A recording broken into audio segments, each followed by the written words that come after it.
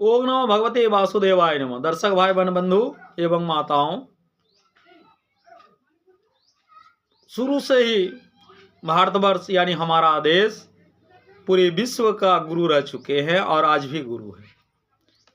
इसका मुख्य कारण है कि ये भारत भूमि ऋषियों की भूमि है, देवताओं की भूमि है, महात्माओं की भूमि है, आत्मविश्वासियों का भूमि है, महान महान महापुरुषों का भूमि है।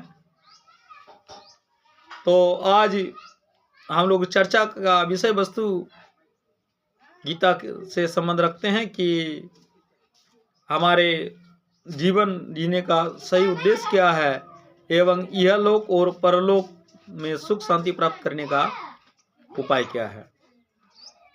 तो जैसे कि जानते हैं कि गीता जो है जितना भी ग्रंथ है सर्वोपरि है, सर्वश्रेष्ठ है, सर्वोत्तम है और सभी ग्रंथों का सार है।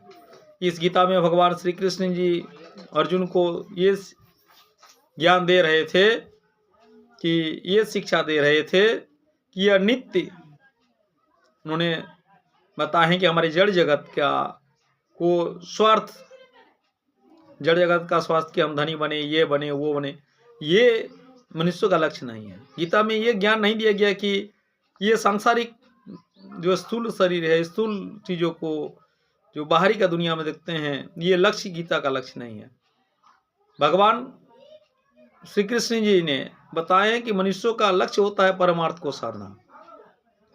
प्रत्येक कर्म करे तो वह कर्म जो है ईश्वर का दिया हुआ कर्म वो समझ ले, ये अपना परिवार भी ईश्वर का ही देन है, ईश्वर का वरदान है, ईश्वर की कृपा है।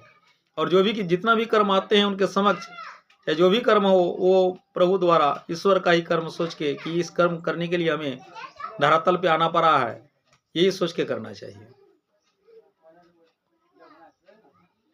श्री कृष्ण यह बताए हैं कि जीवात्मा ईश्वर का अंश है, यानी हम सभी भगवान नारायण श्री विष्णु नारायण के ही अंश के रूप में हम लोग आए हैं। वह जिस प्रकार से सभी 16 कलाओं में निपुण थे उसी प्रकार से हमारे शरीर में भी है, हमारे अंदर भी है, लेकिन हम लोग उसको साथ दे नहीं है। यह अंश विभिन्न भोगों के लिए भिन्न भिन्न देह धारण करते हैं, इनकी जैसी इच्छा वैसे उनको जो है शरीर मिलते हैं। जिस प्रकार मनुष्य अपना कपड़ा को बदलकर दूसरे कपड़ा पहनते हैं, अगर सांप को देखा जाए तो सांप जो है आँचूर जो छोड़ते हैं अपना, देखिएगा कि साल में वो एक बार अब ऊपर का आवरण जो है वो छोड़ते हैं, नया आवरण आ जाते हैं। उसी प्रकार ये जो है हमारे जीवात्मा एक शरीर को छोड़कर तो दूसरा शरीर धारण करते हैं। उनका जिस प्रकार से मन का धारणा, मन का विचार और जिस प्रकार से कर्म करते हैं वैसे उनको वैसा शरीर उनको मिलते हैं।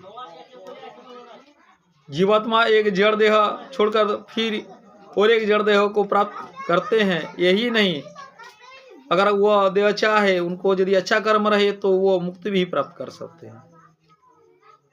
या तो सूक्ष्म देह, देव देह, हवा देह, आकाश देह, कोई देह जो है जिनकी इच्छा ईश्वर पर है वो मुक्ति को प्राप्त कर लेते हैं। जिनकी सभी चीज ईश्वर पर ही समर्पण वो कर चुके हैं तो उनको मुक्ति प्राप्ति हो जाती है। इसका जैसा ज्ञान वैसे ही उसका उच्चतर देह वो धारण करते हैं।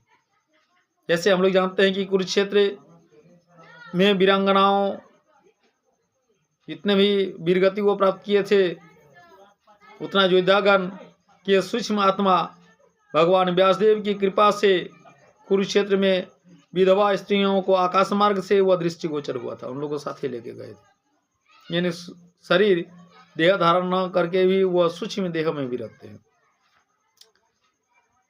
भंवरा जिस प्रकार से हर फूलों में उड़कर वहां से मधु को खींचते हैं और उड़कर घूमते हुए, उसी प्रकार से हमारे शरीर जो ईश्वरांश है जीवात्मा देह से बदलकर स्थूल अथवा स्थूल रूपी में विचरण करते रहते हैं और उसी प्रकार से शरीर को धारण करते हैं। फिर इच्छा हुई तो फिर शरीर धारण करना होगा। अगर इच्छा ईश्वर पर समर्पित करके वो कर्म करते हैं तो उनकी इच्छा पूर्ति हो जाते हैं और उन्हें ईश्वर पर ही वह समावेश हो जाता है, ईश्वर में ही वो समावेश हो जाते हैं।